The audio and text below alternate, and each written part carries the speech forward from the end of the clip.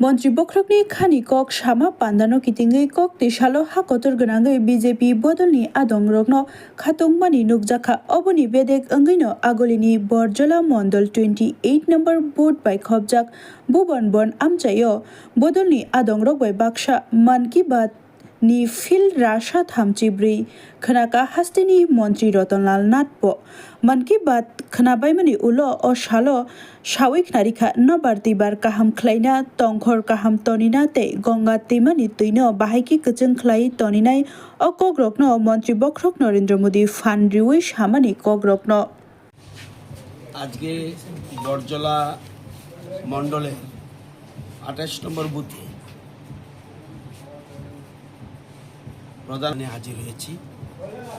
এখানে বুথ সভাপতি সহ বুথের বিভিন্ন কার্যকর্তারা রয়েছেন, সিনিয়র লিডাররা রয়েছেন।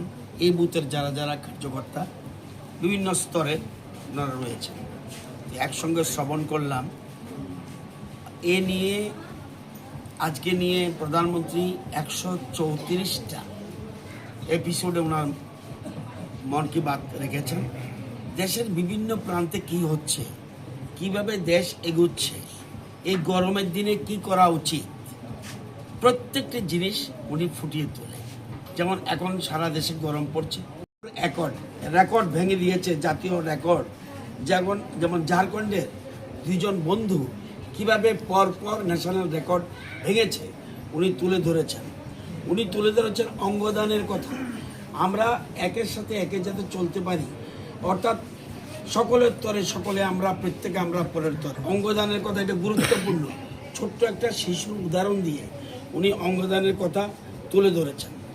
এবং শুধু এটা নয়, ডলফিনকে বাঁচাচ্ছে এবং এখানে গঙ্গার জল ভালো রাখা এবং জলবায়ু যেন সঠিক থাকে, প্রতিটি জীবজন্তু যেন বাঁচে, সেগুলি উনি তুলে ধরেছেন।